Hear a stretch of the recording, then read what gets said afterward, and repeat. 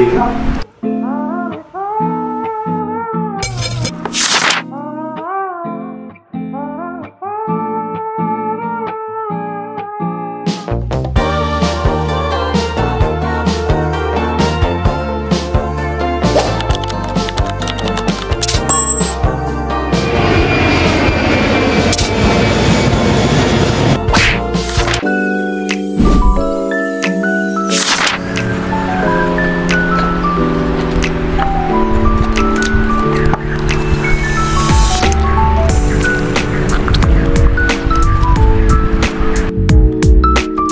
Dahil hindi ko to ibo-boil, nanggal ko na lang yung bones and then lalagyan natin dito sa in between ng garlic.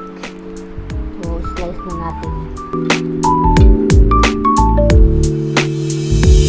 And bago natin ilagay yung garlic, i-cook natin ito.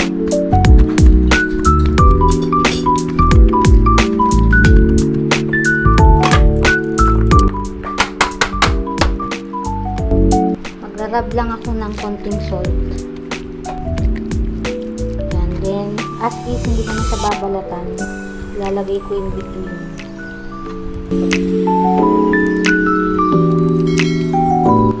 Since hindi natin siya i-boil para meron na siyang flavor.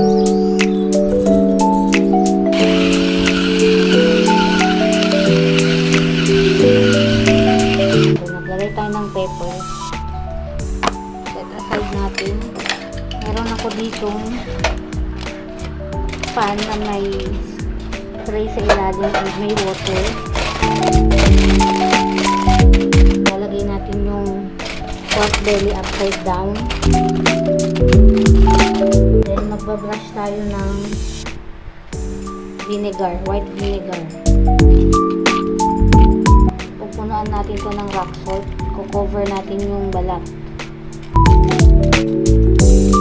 Nakapreheat na yung oven ko ng 230 degrees Celsius. Ibe-bake natin to until na mag-form at mag-solidify yung salt. Sasalang ko na to sa oven. Make sure lang talaga na cover yung buong balat ng pork. Ready na yung oven ko. Lalagay ko na. Eyeball lang ako dito guys, pero may mention ko later kung ilang minutes or oras na nag-solidify to. After 40 minutes, ito na siya. Sinama ko na lang din yung mga bones para sa dogs namin. So, ang gagawin ko nito, i-discard ko na yung rock salt sa ibabaw. Tanggalin muna natin ito.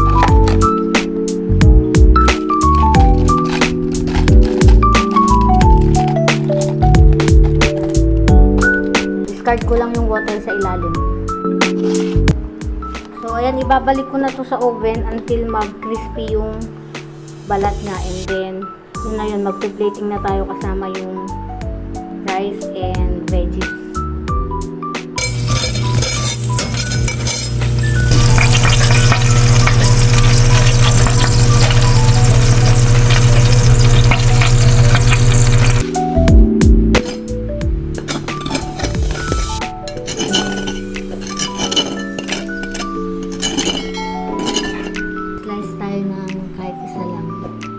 Para makita natin kung crispy siya. Pero crispy naman na siya. Pero slice pa rin tayo para matikman natin.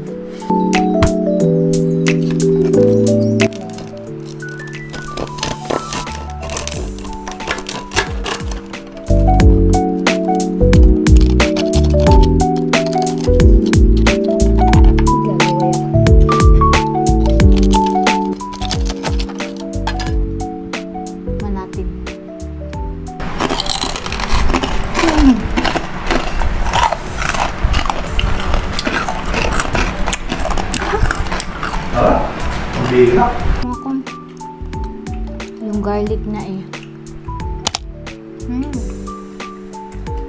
Nanood. So, tatabi ko muna to guys kasi mamayang gabi tingnan natin kung crispy pa rin. Then, gagawa tayo ng bagoong rice. So, nag-boil lang ako ng eggplant and okra para dun sa binagoongan rice natin.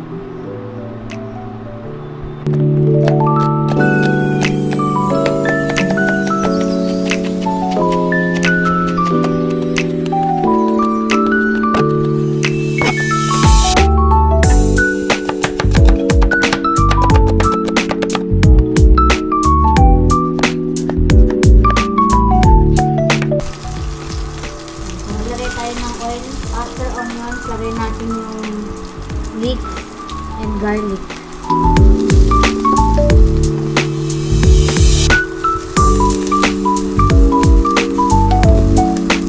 Shrimp paste. Ako, gusto ko yung maanghang. So, madalas kong gumagamit ako ng shrimp paste, yung chili na.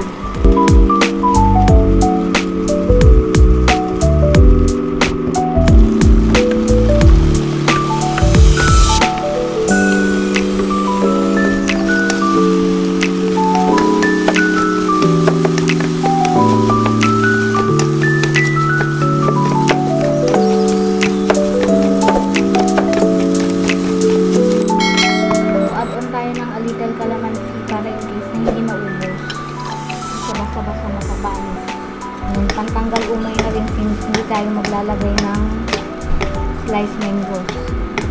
Natin yung egg.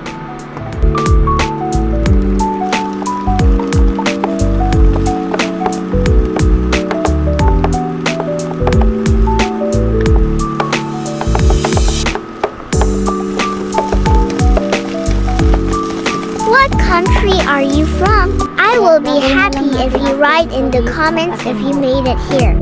Leave a blue heart emoji in the comments, so I know. Lalagay tayo ng tomatoes on the side.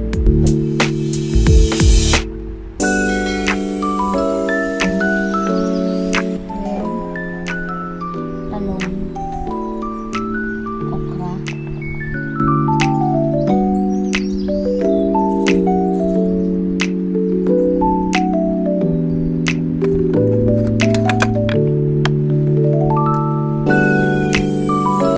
Pambiling cake. Yung ulam nyo, gawin yung cake.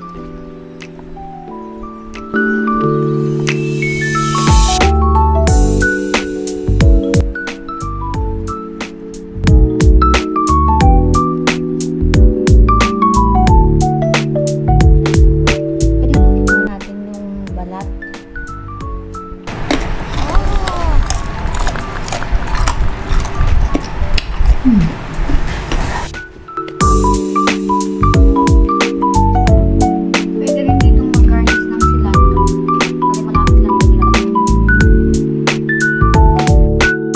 Love to hear what you think about the dish.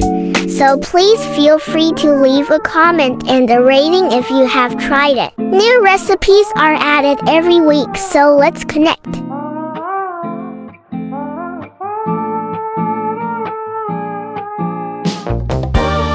If you made it to this point of the vlog, thank you so much for watching all the way.